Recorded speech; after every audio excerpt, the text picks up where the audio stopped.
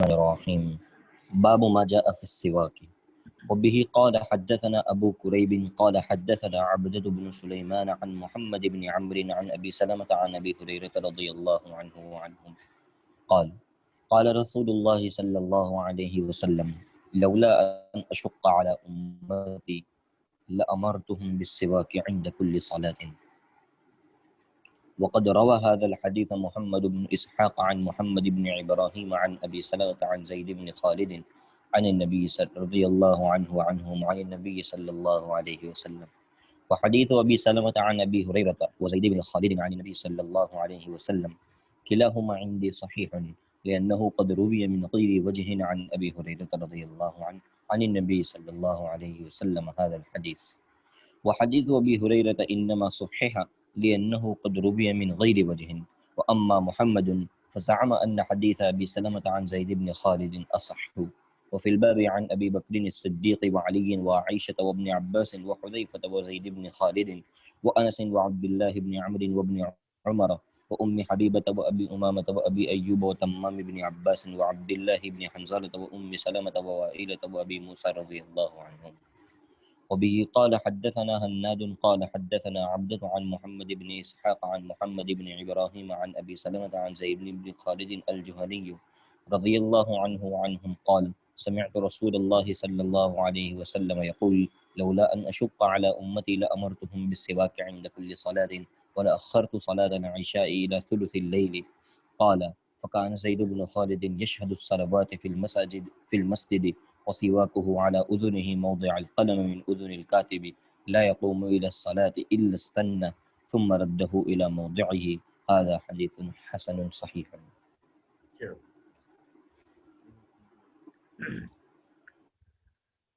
بسم الله الرحمن الرحيم وصلى الله على النبي الكريم. اللهم علمنا ما ينفعنا وانفعنا بما علمتنا وارزقنا خيرا منه وقنا عذاب النار. باب ما جاء في السواك. مسواک کے سلسلے میں یہ باب انہوں نے قائم کیا. اصل میں دیکھو اصلاً تو جو یہ طہارت کا باب ہے، لیکن طہارت حاصل کرنے سے پہلے چاہے وہ حدث اصغر کے ذریعے سے ہو یا وہ حدث اکبر کے ذریعے سے ہو، طہارت حاصل کرنے سے پہلے عام طور پر لوگوں کا یہ مزاج ہوتا ہے کہ وہ پہلے استنجے وغیرہ سے فارغ ہو جاتی ہیں اور اس کے بعد جو وضو کرتے ہیں یا غسل کرتے ہیں. تو اسی مناسبت سے امام ترمذی رحمۃ اللہ علیہ نے پہلے استنجا وغیرہ اور اس سے متعلق جو احکامات تھے وہ بیان کیے. اب اس کے بعد طہارت کی طرف وہ چل رہے. اب استنجے سے فارغ ہونے کے بعد کچھ لوگ ایسے ہوتے ہیں جو فوراً ہاتھ دھوتے ہیں، اور کچھ لوگ یہ ہوتے ہیں کہ پہلے مسواک کرتے ہیں اور اس کے بعد ہاتھ دھوتے ہیں. امام ترمذی رحمۃ اللہ علیہ نے استنجے سے فراغت کے بعد پہلے مسواک کے عمل کو سامنے رکھتے ہوئے مسواک کا باب باندھا ہے، اور اس کے بعد ہاتھ دھونے کا باب انہوں نے بعد میں باندھا ہے. مسواک سے متعلق 2-3 باتیں ہیں جو سمجھنے کی، اس کے بعد جیسے ترجمہ ہے. نمبر 1، حدیث کے اندر یا ترجمۃ الباب کے اندر جو سواک کا لفظ استعمال ہوا، یہ سواک، یہ ساک یسوق سوکن و سواکن، یہ مصدر بھی ہو سکتا ہے اور ساتھ ہی ساتھ یہ آلے مسواک کے لیے بھی استعمال ہوتا ہے. یعنی مسواک کرنا بھی ہو سکتا ہے، اور مسواک کرنے کا جو آلہ ہوتا ہے جس سے مسواک کیا جاتا ہے اس کے لیے بھی سواک کا لفظ استعمال ہوتا ہے. جہاں تک اس کی اصل کی بات ہے تو بہت سارے لوگوں نے یہ کہا ہے کہ یہ ساکہ یا سوک و سوکن کے سے ماخوذ ہے، اور سوک کے معنی ہوتے ہیں حرکت دینے کے. چونکہ مسواک کرنے میں بھی جو ہے وہ ہاتھوں کو حرکت دیا جاتا ہے، اسی لیے وہیں سے مسواک کے لیے ساکہ یا سوکو کا لفظ استعمال ہونے لگا.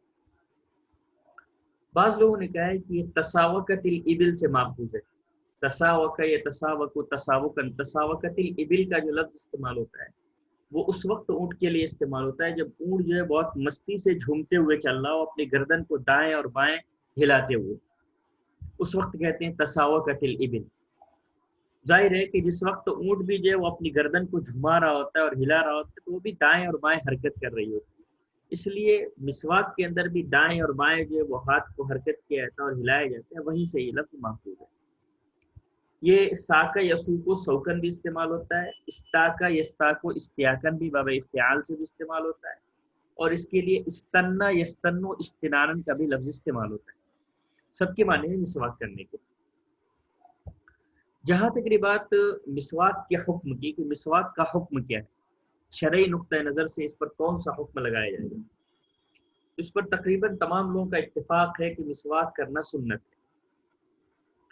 صرف جو ہے امام اسحاق ابن راہویہ اور داؤد ظاہری سے یہ منقول ہے، یہ نقل کیا جاتا ہے کہ ان دونوں حضرات کے نزدیک مسواک جو وہ واجب ہے۔ حالانکہ امام نووی رحمۃ اللہ علیہ نے اسحاق ابن راہویہ کی طرف وجوب کی جو نسبت کی جاتی ہے اس کا انکار کیا ہے، اور یہ کہا ہے کہ اسحاق ابن راہویہ کے نزدیک بھی مسواک کرنا سنت ہی ہے، وہ بھی واجب نہیں کہتے۔ داؤد ظاہری کے بارے میں بھی اگرچہ یہ بات کہی جاتی ہے کہ وہ وجوب کے قائل ہیں، لیکن ان سے بھی صحیح جو روایت منقول ہے وہ یہی ہے کہ سنت ہے۔ لہذا اب تقریباً جو ہے تمام لوگوں کا اس بات پر اتفاق ہے اور اجماع ہے کہ مسواک کرنا یہ سنت ہے۔ اچھا، اس کی سنیت جو ہے یہ تواتر سے ثابت ہے۔ تھوڑا سا سمجھیے کہ تواتر کی جو وہ 4 قسمیں ہوتی ہیں۔ ایک تواتر اسناد، شاید اس سے پہلے بھی ہم نے عرض کیا تھا، ایک تواتر اسناد، دوسرے تواتر طبقہ، تیسرے تواتر تعامل، اور چوتھے تواتر قدر مشترک۔ تواتر اسناد جیسا کہ آپ جانتے ہیں کہ روایات کے اندر ہر سند میں یا ہر سند کے اندر روات اتنے زیادہ ہوں اس کو نقل کرنے والے کہ جن کا جھوٹ پر اتفاق کرنا ناممکن، اس کو تواتر اسناد کہتے ہیں۔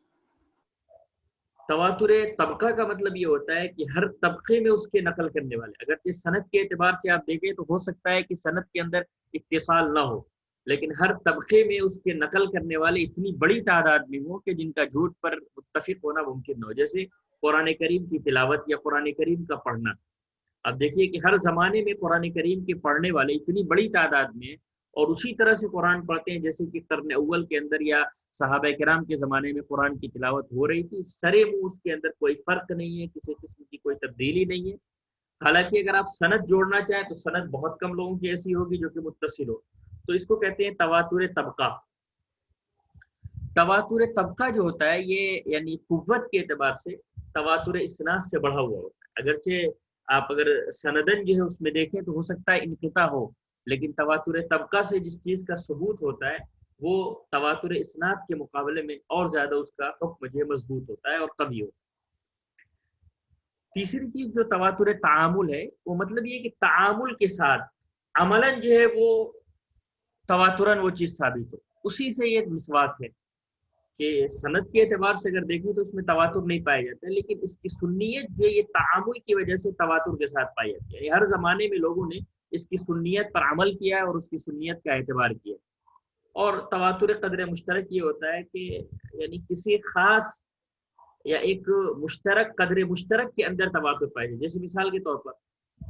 معجزے کے سلسلے میں روایات جو وہ تواتر کی حد کو پہنچے ہوئے، یہ الگ بات ہے کہ معجزے ہر روایت میں الگ الگ بیان کیے گئے، کسی میں شق قمر کا معجزہ ہے، کسی میں اللہ کے رسول صلی اللہ علیہ وسلم کی انگلیوں سے پانی کے نکلنے کا معجزہ ہے، کسی میں کوئی اور معجزہ ہے، کوئی اور معجزہ ہے، لیکن تمام روایات کے اندر جو قدر مشترک ہے وہ یہ ہے کہ اللہ کے رسول صلی اللہ علیہ وسلم سے خرق عادت چیزیں صادر ہوں، لہذا یہ اس کو کہتے ہیں تواتر قدر مشترک۔ بہرحال عرض یہ کرنا ہے کہ مسواک کی جو سنیت ہے یہ تواتر تعامل کے ذریعے سے ثابت ہے۔ اب تھوڑا سا ایک مسئلہ یہ ہے کہ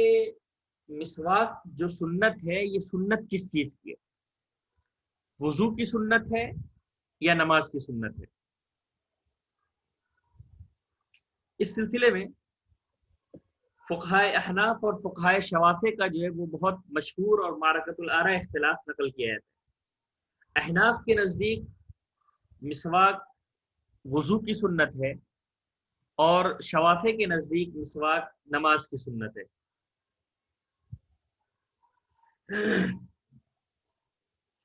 اصل میں یہ دونوں جو اختلاف ہیں دونوں کے شوافع اور احناف کے، اس اختلاف کا جو ثمرہ ہے وہ اس وقت ظاہر ہوگا، جیسے مثال کے طور پر ایک شخص نے عصر کی نماز کے لیے وضو کیا اور اس میں اس نے مسواک کی، ظاہر ہے کہ اس نے عصر کی نماز پڑھی تو دونوں لوگوں کے یہاں وہ مسواک جو ہے وہ اپنی اپنی جگہ پر صحیح ہے۔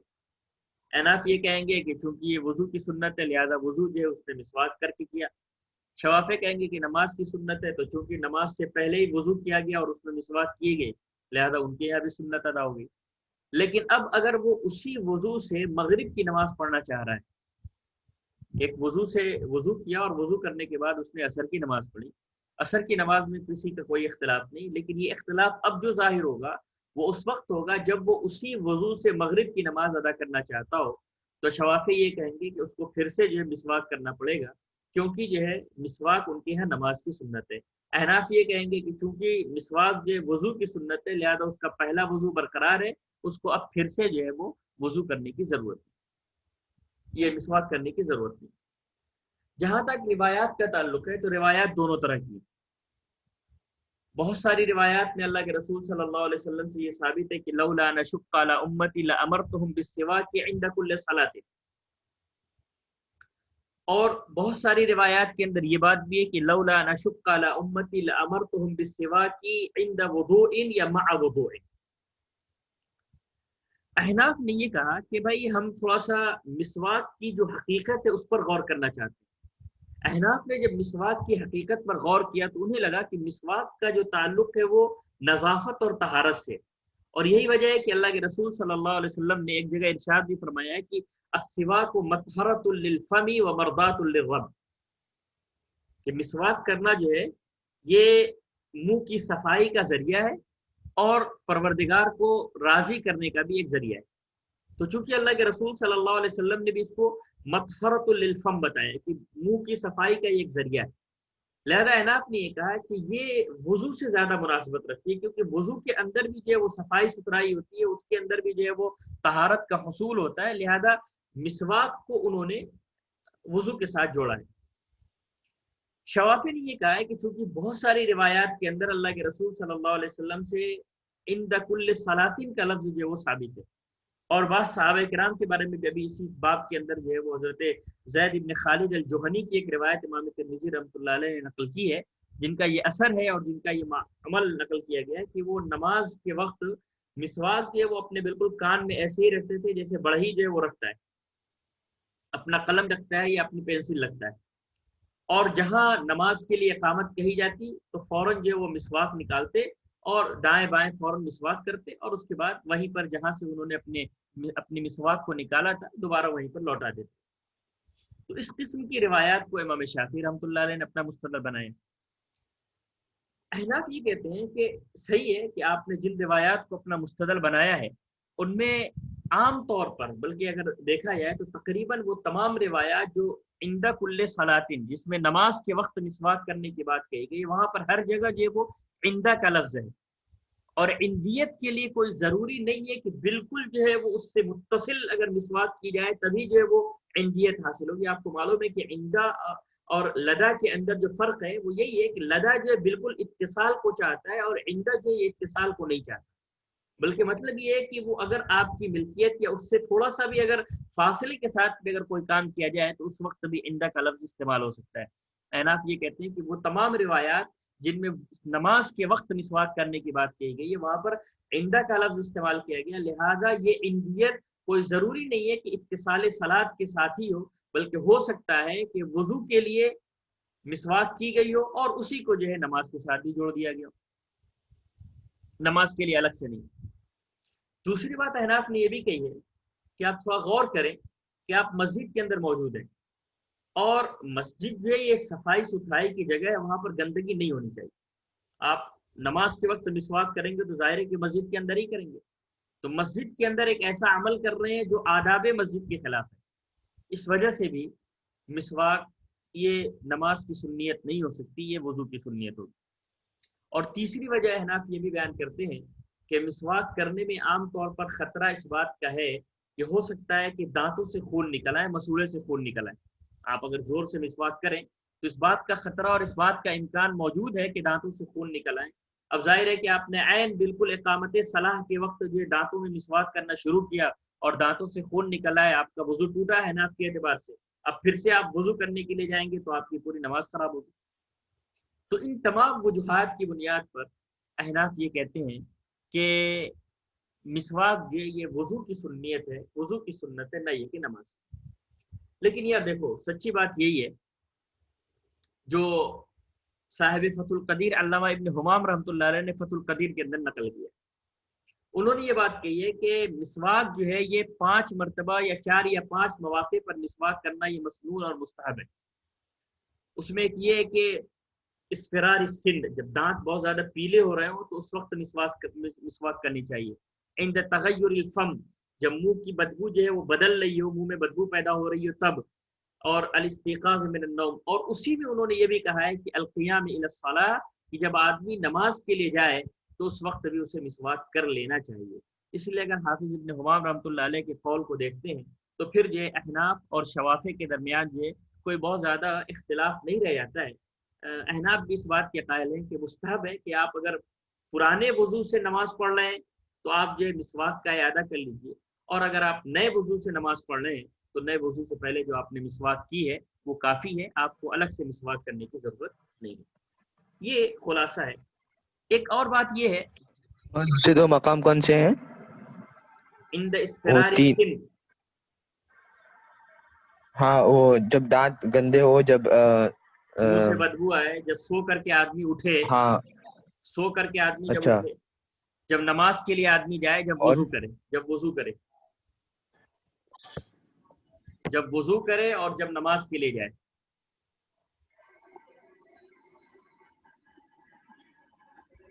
اچھا اب ایک بات یہ کہ مسواک کیسے کی جائے، مسواک کرنے کا طریقہ کیا ہے؟ اس سلسلے میں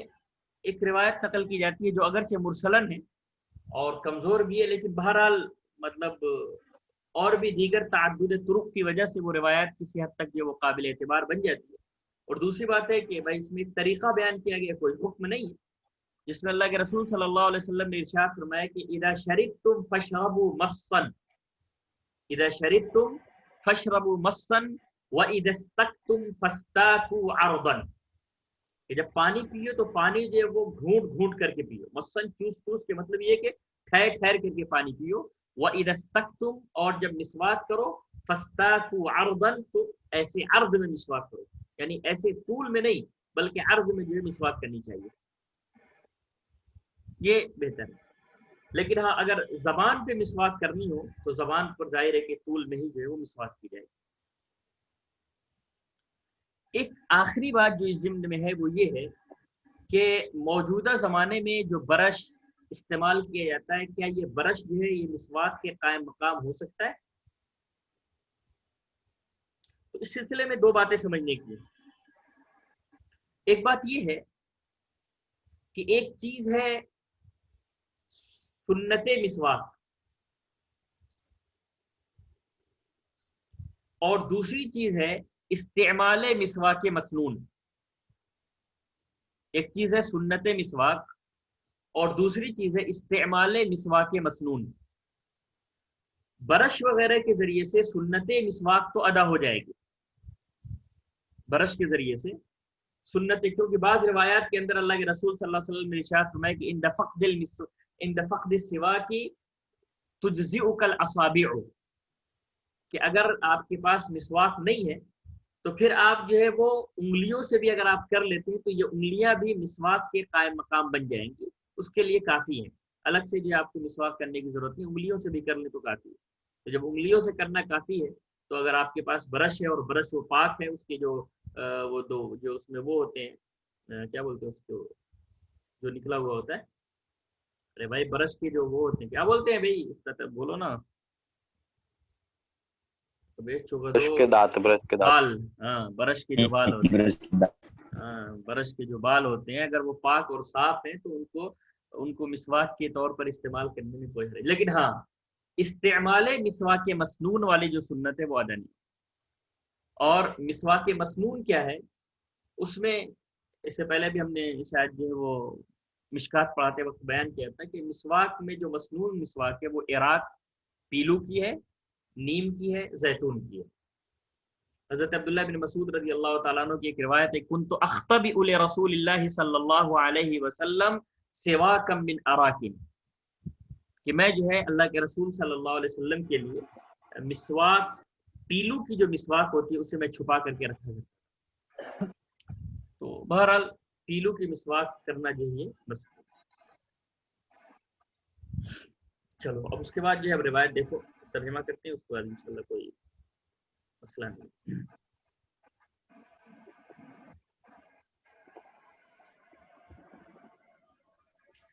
बाबू मा जाअ फी सिवाकी व बिही क़ाल हद्दथना अबू कुरैब। अबू कुरैब का नाम जो मोहम्मद इब्न अला इब्न कुरैब है, ये तकरीबन जो है वो इमाम तिर्मिज़ी रहमतुल्लाह अलैह के तो खैर बहुत अच्छे उस्ताद हैं, और भी जो दीगर और भी मुहद्दिसीन हैं सियासत के, उनके भी उस्ताद हैं अबू कुरैब। वो नकल करते हैं अब्दा इब्न सुलेमान से, अब्दा इब्न सुलेमान अल-किलाबी, वो नकल करते हैं मोहम्मद इब्न अम्र से। ये मोहम्मद इब्न अम्र जो है ये थोड़ा सा कमज़ोर रावी है, बहुत ज़्यादा अलक़मा इब्न वक्कास, मोहम्मद इब्न अम्र इब्न अलक़मा इब्न वक्कास अल-लैसी हैं, बहुत ज़्यादा आला दर्जे के नहीं है, लेकिन फिर भी जो है ये चलेबुल रावी हैं। वो नकल करते हैं अबू सलमा से, अबू सलमा जो अभी पीछे गुजर चुके अब्दुर्रहमान इब्न औफ रज़ियल्लाहु तआला अन्हु के जो साहबजादे हैं और जो फ़ुक़हा सबा में से, वो नकल करते हैं हज़रत अबू हुरैरा रज़ियल्लाहु तआला अन्हु से, फरमाते हैं कि अल्लाह के रसूल सल्लल्लाहु अलैहि वसल्लम ने इरशाद फरमाया, लौला अन अशुक्का अला उम्मती, कि अगर मुझे अपनी उम्मत पर मशक्क़त का अंदेशा न होता। ला यहाँ पर जो है अन जो है ये अन मस्दरिया है, लौलल मशक्क़त अला उम्मती, कि अगर मुझे अपनी उम्मत पर मशक्क़त का और बार गिरानी का और बार का या बोझल होने का अंदेशा न होता, लअमरतुहुम बिस्सिवाक इंद कुल्लि सलातिन, तो मैं उनको हर नमाज के वक्त मिसवाक करने का हुक्म देता। यहाँ पर भी देखिए कि इमाम तिर्मिज़ी रहमतुल्लाह अलैह ने इंदा कुल्ले सलातिन वाली रिवायत को नकल किया है। ऐसा लगता है कि इमाम तिर्मिज़ी रहमतुल्लाह अलैह के नज़दीक भी मिसवाक जो है वो नमाज की ही सुन्नत है, न ये कि वज़ू। अच्छी एक बात समझिए कि कभी कभी ऐसा हुआ है कि बाज़ चीज़ें अल्लाह के रसूल सल्लल्लाहु अलैहि वसल्लम ने यानी अपने तौर पर, यानी खुद आपने हुक्म दे करके उनको वाजिब या फ़र्ज़ करार दिया। इस सिलसिले में जो है उन्होंने मुफ्ती सईद पालनपुरी रहमतुल्लाह बोल भाई। जी बोल रहे हैं। मुफ्ती सईद साहब पालनपुरी रहमतुल्लाह ने ये बात कही है कि बाज़ चीज़ों की फ़र्जियत इस तौर पर हुई है कि उम्मत के अंदर उसकी रग़बत पाई गई और अल्लाह के रसूल सल्लल्लाहु अलैहि वसल्लम की जानिब से उसकी तायीद हो गई। ये दोनों चीज़ें जब एक साथ जमा हुई हैं, उम्मत के अंदर रग़बत और अल्लाह के रसूल सल्लल्लाहु अलैहि वसल्लम की जानिब से तायीद,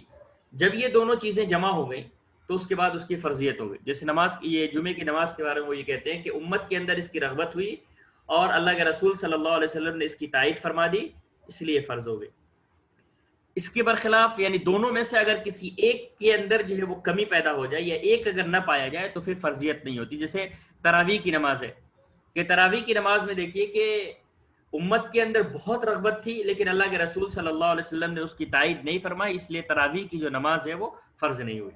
उसी तरह से मिसवाक है कि मिसवाक में अल्लाह के रसूल सल्लल्लाहु अलैहि वसल्लम ने अपनी जानिब से तायीद तो बहुत फरमाई है और हज़रत जिब्रील अलैहिस्सलातु वस्सलाम की जानिब से तो खैर बहुत ज़्यादा इस बारे में यानी तायीद आती रही, यहाँ तक कि अल्लाह के रसूल सल्लल्लाहु अलैहि वसल्लम की बाज़ रिवायात में ये भी आता है कि ला यज़ालु जिब्रील यूसीनी बिस्सिवाकी, यहाँ तक कि मैं समझता था कि मेरे मसूड़े जो है वो ज़ख्मी हो जाएंगे। इतने ज़्यादा अल्लाह के रसूल हज़रत जिब्रील अलैहिस्सलातु वस्सलाम मुझे मिसवाक के बारे में वसीयत किया करते थे और ताकीदी हुक्म दिया करते थे कि मुझे ऐसा लगने लगता था कि कहीं मेरे मसूड़े छिल न जाएं।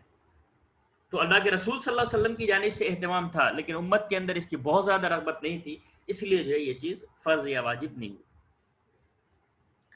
चलो, लौला नशुक्का अला उम्मती, कि अगर मुझे अपनी उम्मत के ऊपर जो है वो गिराबारी का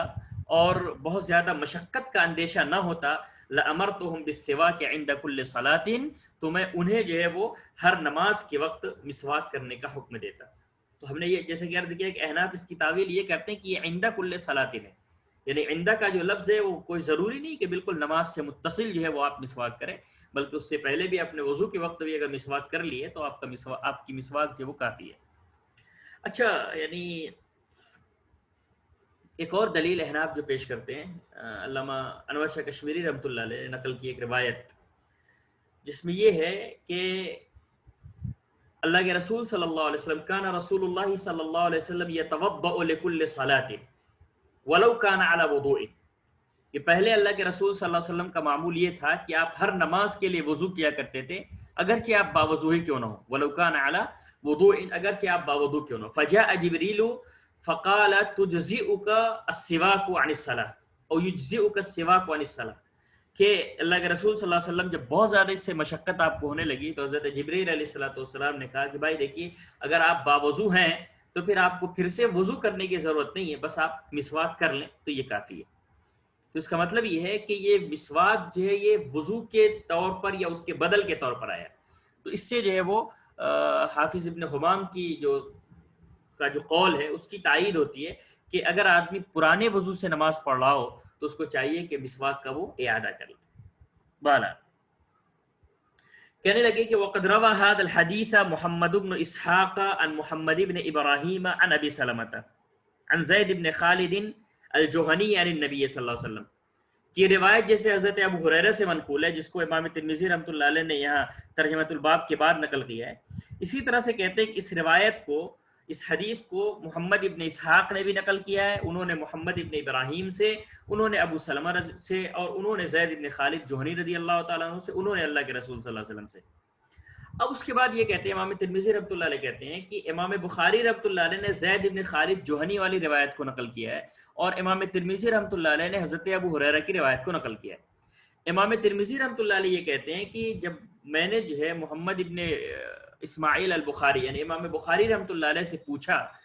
یا نہیں بھی پوچھا تو ان کے عمل سے ایسا لگا کہ وہ زید ابن خالد والی جو روایت ہے اس کو وہ ترجیح دے رہے ہیں، لیکن امام ترمذی رحمۃ اللہ علیہ نے اب حضرت ابو ہریرہ کی روایت کو ترجیح دی ہے. ترجیح اس معنی کر کے دی ہے کہ انہوں نے یہ کہا ہے کہ دونوں روایتیں صحیح ہیں، ابو ہریرہ کی بھی روایت صحیح ہے اور زید ابن خالد جوہنی کی بھی روایت صحیح ہے. اور یہ امام ترمذی رحمۃ اللہ علیہ کا عام طور پر معمول رہا ہے کہ وہ ترجمۃ الباب کے بعد عموماً انہی روایات کو ذکر کرتے ہیں جن کو دیگر اور محدثین نے ذکر نہ کیا ہو.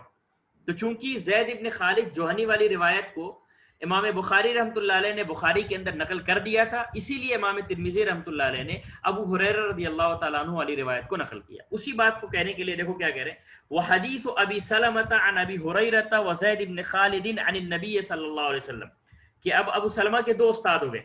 امام ترمذی رحمۃ اللہ علیہ نے جو روایت نقل کی ہے وہاں پر ابو سلمہ کے جو استاد ہیں وہ حضرت ابو ہریرہ رضی اللہ تعالیٰ عنہ ہیں، اور امام بخاری رحمۃ اللہ علیہ نے جو روایت نقل کی ہے اس میں ابو سلمہ کے جو استاد ہیں وہ حضرت زید بن خالد جوہنی رضی اللہ تعالیٰ عنہ ہیں. امام ترمذی رحمۃ اللہ علیہ فرماتے ہیں کہ ابو سلمہ کی وہ روایت جو ابو ہریرہ سے منقول ہے اور وہ روایت جو زید بن خالد سے منقول ہے، اور دونوں اللہ کے رسول صلی اللہ علیہ وسلم سے نقل کرتے ہیں کہ کلاہما عندی صحیح، میرے نزدیک دونوں حدیثیں صحیح ہیں، میرے نزدیک دونوں حدیثیں صحیح ہے. ایسا نہیں ہے کہ جس کو امام بخاری رحمۃ اللہ، تھوڑا سا اس پر جو ہے امام بخاری رحمۃ اللہ علیہ کی جانب یہ تھوڑا سا تعریض بھی ہے، تھوڑا سا کنایتاً جو ان پر نقد بھی کر رہے ہیں کہ ایسا نہیں ہے کہ امام بخاری رحمۃ اللہ علیہ نے جس روایت کو نقل کیا ہے وہی روایت صرف صحیح ہے، بلکہ ابو ہریرہ کی بھی روایت صحیح ہے، زید بن خالد کی بھی روایت صحیح ہے. اس کی دلیل کیا ہے؟ کہنے لگے لأنہ قد روی من غیر وجہ عن ابی ہریرہ، کیونکہ ابو ہریرہ کی جو روایت، اصل میں امام ترمذی رحمۃ اللہ علیہ کو یہ لمبی بحث کرنے کی ضرورت اس لیے پڑی کہ چونکہ ابو ہریرہ کی روایت کے اندر ایک راوی آئے ہیں محمد ابن عمرو، اور جیسا کہ ہم نے ابھی عرض کیا تھا کہ محمد ابن عمرو جو راوی ہیں یہ تھوڑا سا کمزور درجے کے راوی ہیں، بہت زیادہ اعلیٰ درجے کے راوی نہیں. تو امام ترمذی رحمۃ اللہ علیہ یہ فرما رہے ہیں کہ کوئی یہ نہ سمجھے کہ ابو سلمہ کی روایت، ابو سلمہ نے جو حضرت ابو ہریرہ کی روایت جو ہے نقل کی ہے اور جس کے نقل کرنے والے محمد ابن عمرو ہیں، کہیں کوئی یہ نہ سمجھنے لگے کہ محمد ابن عمرو کو سو ہو گیا ہے اور انہوں نے ابو سلمہ کے بعد زید ابن خالد الجوہنی کے بجائے ابو ہریرہ کہہ دیا ہے. ارے بات سمجھ میں آ رہی ہے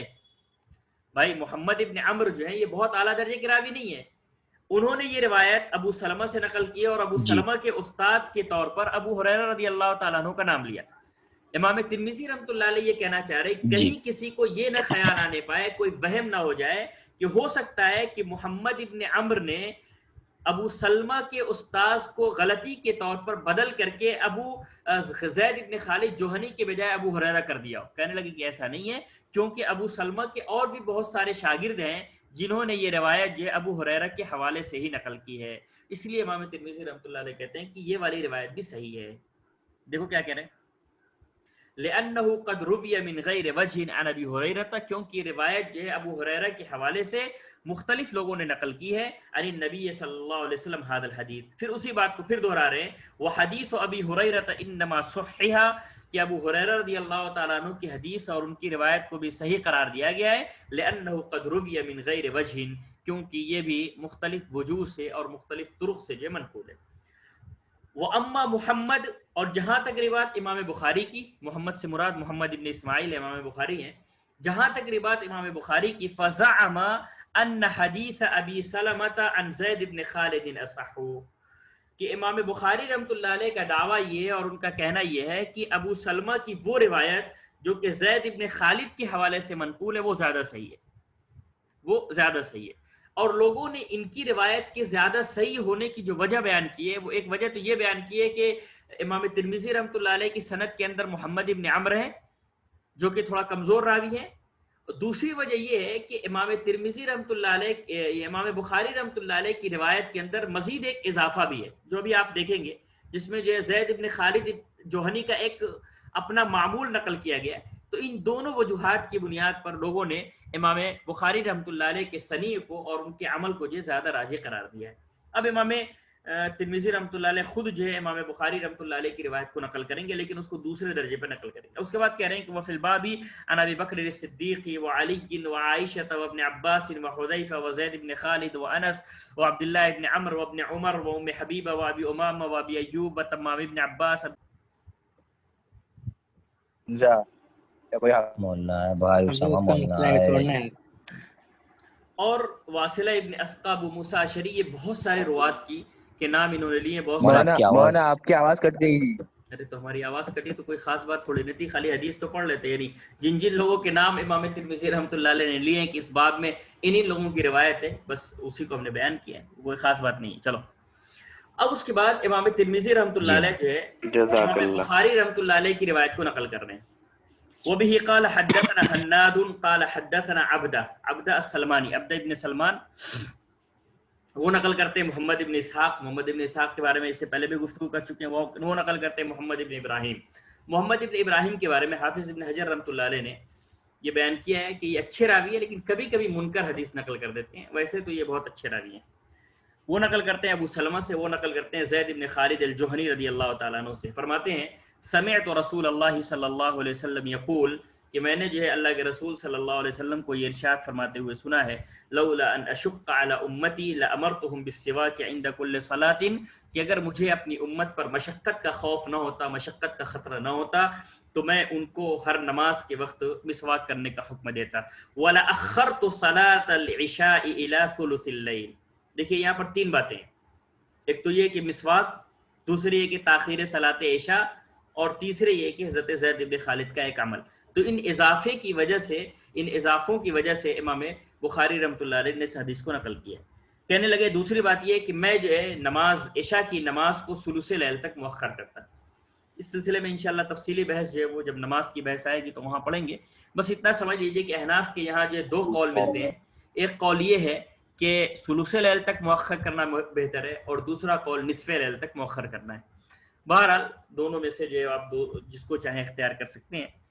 اس کے بعد تیسرا قول یہ ہے، تیسری بات جو اس حدیث کے اندر ہے، جو اضافہ ہے وہ یہ ہے، قال، راوی کہتے ہیں فکان زید بن خالد یشہد الصلوات فی المسجد، کہ زید بن خالد کا معمول یہ تھا کہ وہ جو ہے مسجد میں نماز پڑھنے کے لیے حاضر ہوتے تھے. وسواکہ علی اذنہ موضع القلم من اذن الکاتب، اور ان کی مسواک ان کے کان پر وہی ہوتی، اسی جگہ پر ہوتی جہاں پر کاتب کا جو ہے قلم ہوتا ہے. کاتب لکھنے والا جو ہے لکھتے لکھتے اپنے قلم کو جو یہیں کان کے اندر، کان کے پاس ایسے رکھ لیتے ہیں، جیسے ہمارے یہاں بڑے ہی لوگ کرتے ہیں جو پینسل کو جو ہے یہاں پر لگا لیتے ہیں. تو کہتے ہیں کہ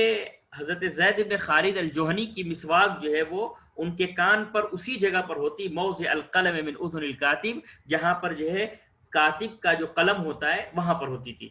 اس کے بعد کہہ رہے ہیں لا یقوم الی الصلاۃ الا استنى ثم رده الى موضع، کہ جہاں وہ نماز کے لیے کھڑے ہوتے تو فوراً جو اپنی مسواک وہاں سے نکالتے اور مسواک جلدی جلدی کرتے. استن یستن استنان، یہ سنن سے ماخوذ ہے، مطلب یہ کہ دانت ماجنا. کہ وہ مسواک کرتے ثم ردہ الی موضعہ، اور پھر اس کے بعد مسواک کو وہیں پر یعنی اپنی پگڑی کے پاس اور قلم کے پاس اس کو دوبارہ واپس لوٹا دیتے تھے.